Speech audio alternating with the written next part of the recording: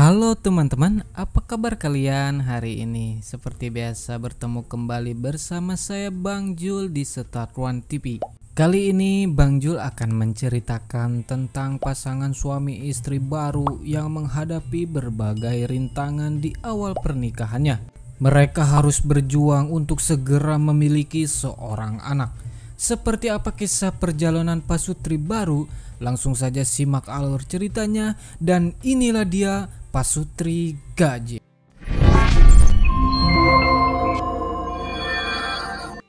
Hari ini adalah hari yang kutunggu-tunggu. Film dimulai dengan memperlihatkan pria bernama Dimas. Dia sengaja datang ke rumah pacarnya yang bernama Adele dengan tujuannya adalah untuk melamar Adele menjadi istrinya. Ceritanya mereka di sini baru 5 bulan berpacaran.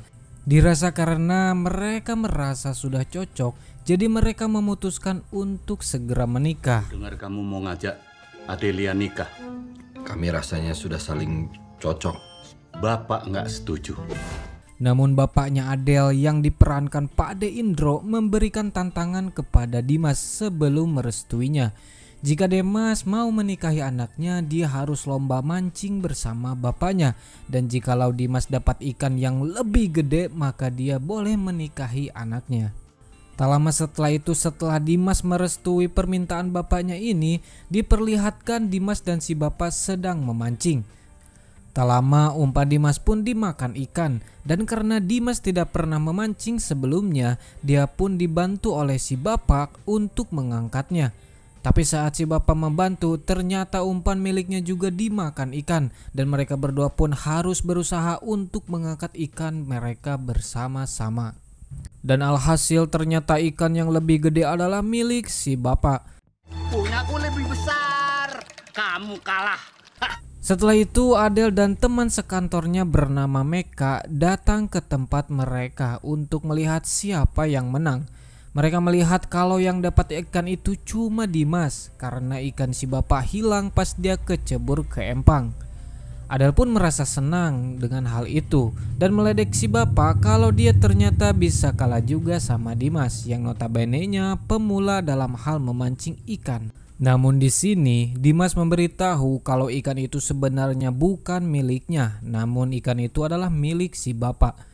Si bapak cuma mengajarkan dia memancing, jadi yang menang itu bukan dia melainkan si bapak. Dan disinilah si bapak merasa tersentuh hatinya setelah mendengar ucapan Dimas itu. Dan dia pun mengatakan kalau Dimas itu adalah calon suaminya. Ajak calon suamimu pulang. Udah, nggak usah sedih. Ih, beneran gak sih? Dapat izin kan? Pak! Iya cantik. Singkat cerita, 5 bulan lamanya mereka sudah resmi menjadi suami istri. Di umur pernikahannya ini, mereka memutuskan untuk pindah rumah. Dan mereka memilih untuk pindah lumayan jauh dari orang tuanya Adele. Dan di sini Adele membayangkan kalau keluarga mereka itu sangat-sangat bahagia. Terutama ketika mereka bersama dengan anak-anaknya. Namun karena rumah itu cicilannya 15 tahun, Dimas pun berencana kalau mereka akan menunda dulu untuk mempunyai anak.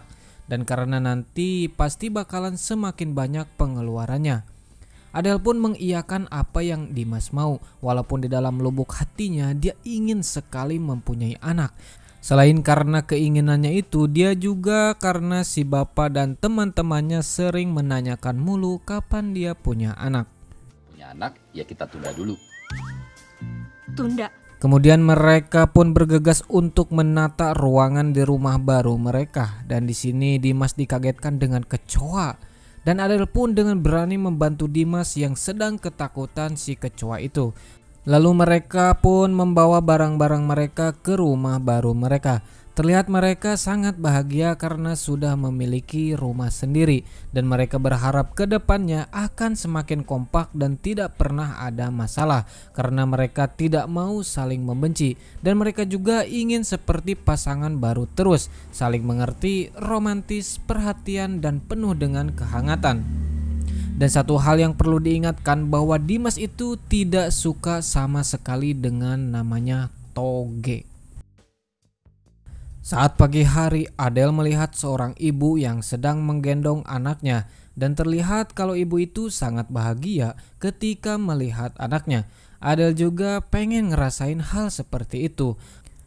Dan diketahui Adel dan Dimas menjabat sebagai PNS di suatu kecamatan dan mereka bekerja di tempat yang sama. Sebelum berangkat bekerja, Dimas melihat Adel yang sedang memasak.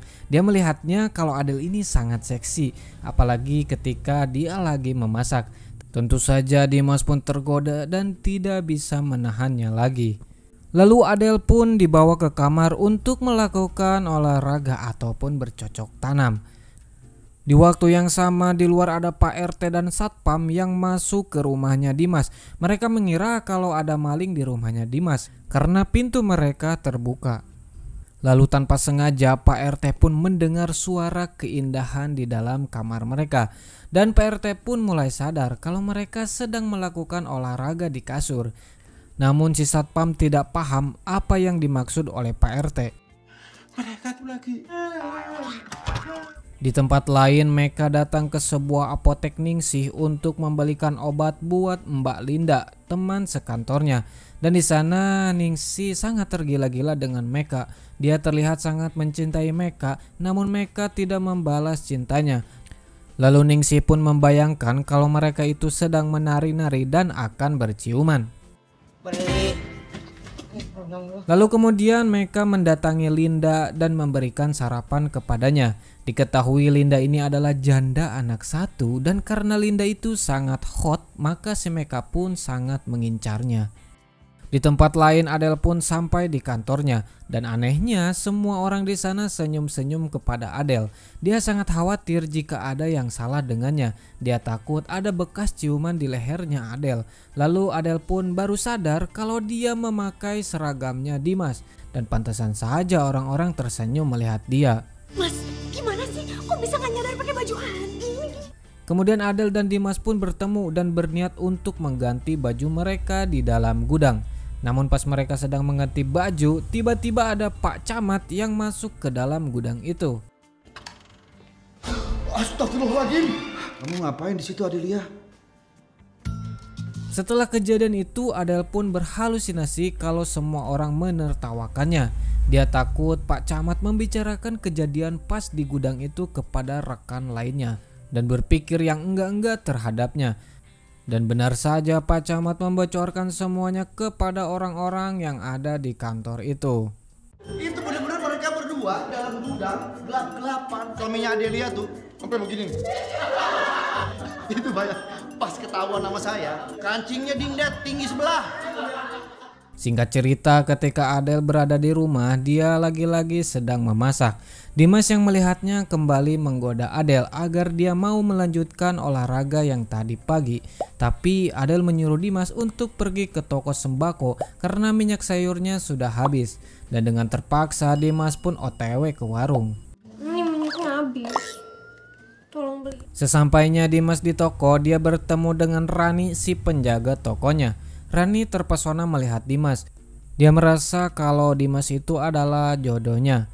Rani belum tahu kalau Dimas itu sudah menikah dan di sini dia akan terus mengejar Dimas sampai dia mendapatkan hatinya. Wow. Rani, panggil aja Rani. Singkat cerita, pas mereka sedang makan, Adel memberitahu kalau bapaknya tadi nelpon dan si bapak menanyakan kapan mereka akan berkunjung menemuinya. Adel juga menceritakan kalau si bapak sangat marah karena Adel belum juga hamil. Dimas sangat takut kepada bapaknya Adel dan Dimas pun mempunyai rencana untuk berusaha membuat anak segera mungkin. Kita bikin anak. Scene berpindah memperlihatkan Meka yang memberikan boneka gantungan kepada Ningsih. Dan Ningsih sangat terharu karena Meka rupa-rupanya perhatian kepada Ningsih. Dia pun sangat senang atas pemberian Meka itu. Kembali ke Pasutri, pada malam hari Adel siap-siap untuk melayani suaminya dengan menggunakan baju dinas malam tentunya. Tetapi saat Dimas datang, dia mengatakan kalau hari ini adalah jadwalnya untuk meronda bersama Pak RT. Saat dia meronda, Dimas menceritakan kepada Pak RT tentang masalah anak. Kemudian Dimas dikasih nasihat oleh si Pak RT kalau anak itu mempunyai rezekinya sendiri. Dia tidak perlu khawatir soal biaya mengurus anak, karena rezeki itu pasti akan ada aja. Karena dia juga dulu begitu, Pak RT menyuruh untuk cepat-cepat bikin anak karena anak itu adalah kebahagiaan bagi sebuah keluarga. Dan kalaupun Dimas meminta bantuan soal membuat anak, Pak RT pun siap untuk membantu. Dan kemudian Pak RT pun merekomendasikan kepada Dimas agar dia sering-sering mengkonsumsi banyak makanan toge. Karena toge membuat si otong kita ini sangat kuat dan juga sangat subur guys. Dan makan toge yang banyak. Buat kita punya itu. Kuat. Toge itu bikin subur. Wih, subur bagaimana Pak RT? Keesokan harinya pas di kantor, Dimas dikasih bekal toge oleh Adel. Dia harus sering-sering makan toge agar mereka bisa segera mempunyai calon bayi. Saat di rumah pun Dimas dimasakin toge oleh Adel. Ya meskipun dia tidak suka toge, tapi ya mau gimana lagi. Dia harus berusaha agar dia bisa subur dan agar dia bisa membuat Adel hamil. Tadi pergi dulu ya mau ke rumah Bu RT. Lalu Adel meminta izin kepada Dimas untuk pergi ke rumah Bu RT dan dia menitipkan pesan kalau togenya itu harus dihabisin oleh Dimas. Merasa kesempatan langka ini, Dimas pun membuat mie instan karena dia tidak mau makan toge. Dan ketika Dimas mau memakan, tiba-tiba Adel balik lagi karena Bu RT-nya ternyata lagi sakit. Di sini Adel melihat kalau Dimas tidak memakan togenya dan hal itu membuat Adel marah dan pergi dari rumah. Adel pun mampir ke sebuah warteg karena perutnya sangat lapar. Dia pun makan gorengan di sana dan pas mau bayar ternyata dia lupa tidak membawa uang. Lalu ada Dimas yang datang ke sana juga dan mereka malah bercekcok di tempat itu. Si ibu warteg pun memberitahu kalau sebaiknya mereka bercekcok di rumah saja karena tidak baik kalau pertengkaran dibawa keluar rumah. Dimas pun segera membawa Adel untuk pulang. Dan saat di rumah mereka kembali membahas soal bikin anak, Dimas menjelaskan kalau uang adalah yang menjadi permasalahan utamanya. Dimas berpikir kalau punya anak pasti mengeluarkan banyak biaya. Dan saat melihat tabungannya, ternyata isinya lumayan banyak. Karena hal itu Adel menaruh gajinya di tabungan mereka. Dan itu pun membuat Dimas sangat beruntung memiliki Adel karena pengertian dan sangat penuh dengan kejutan. Besoknya mereka berdua menghadiri acara sunatan dari anaknya Pak RT. Saat Dimas mau ambil makanan, dia kembali bertemu dengan Rani si penjaga toko itu. Di sini Rani kembali menggoda Dimas, sedangkan Adel sedang berkumpul bersama ibu-ibu lainnya. Namun Adel di sini sangat risih dan tidak nyaman karena para ibu-ibu itu menanyakan tentang kehamilannya Adel. Dan oleh karena itu Adel pun mengajak Dimas untuk pulang saja. Latihan kok ganggu? Males banget. Iya. Dan berniat langsung akan pergi ke rumah bapaknya Adel. Singkat cerita, sesampainya di rumah si bapak, Dimas langsung disuruh untuk memetik rambutan. Dimas pun bergegas memanjat pohonnya dan karena banyak semut dia pun terjatuh dari pohon rambutan itu. Aduh, ntar dia manjat lagi.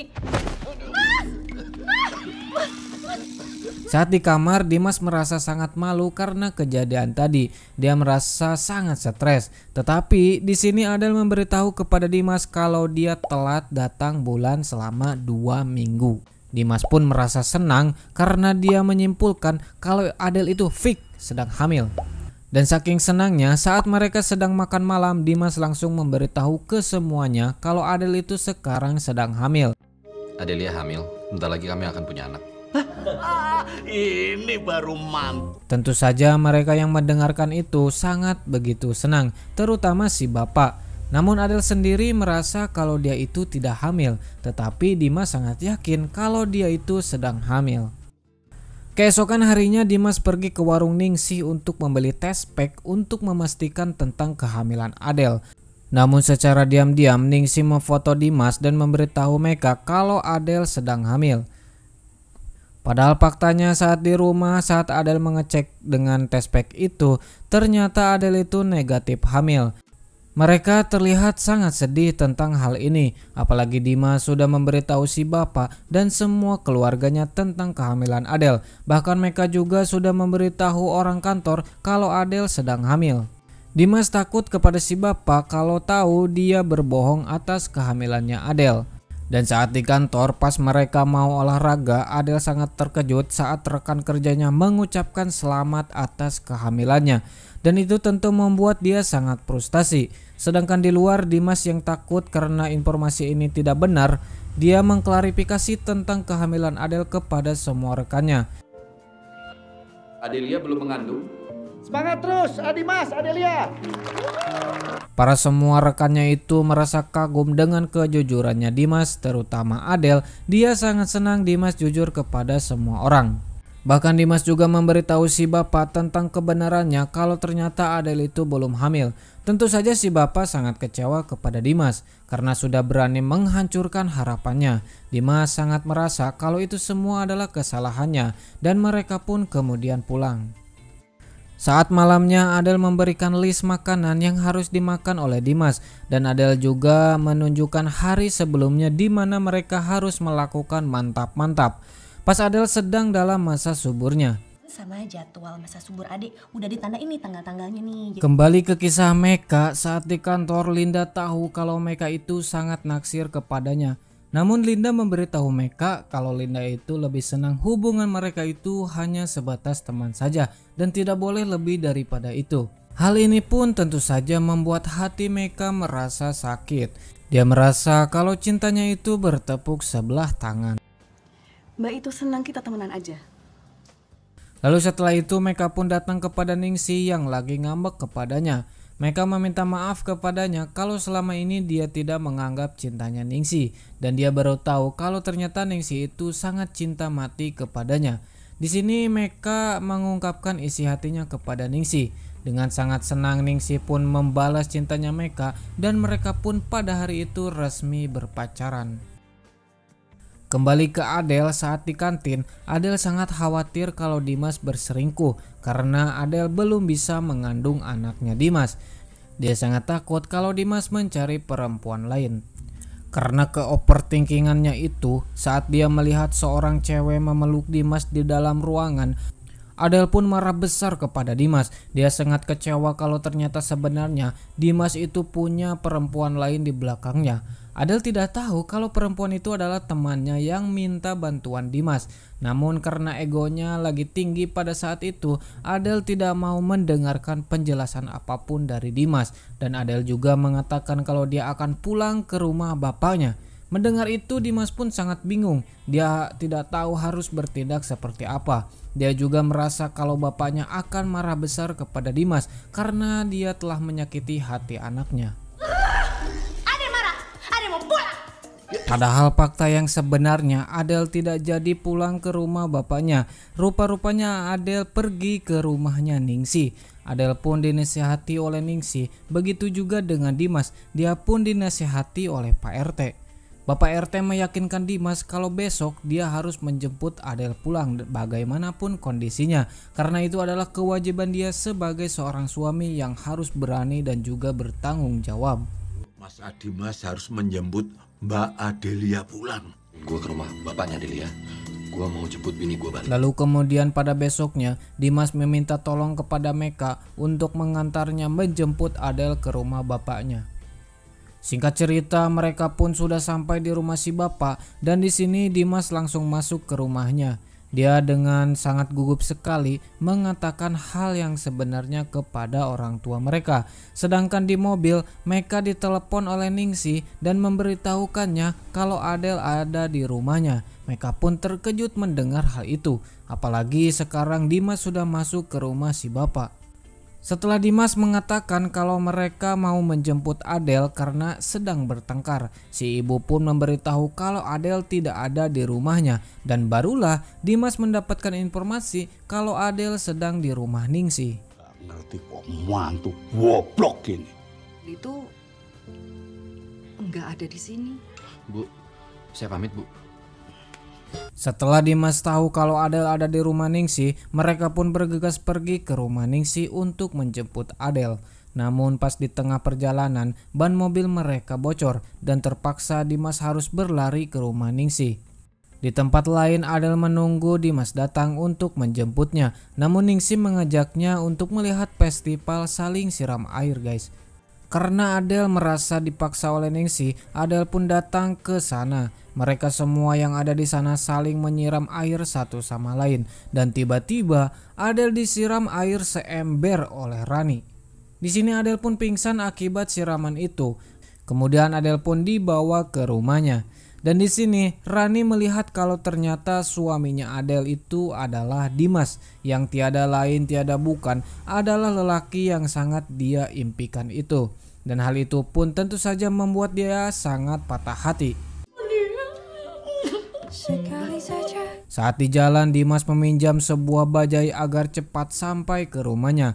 Dan saat di rumah, Adele pun terbangun. Kemudian Ningsih mengetahui kalau Adele itu sekarang sedang hamil, karena Adele ternyata sudah telat datang bulan selama 2 bulan.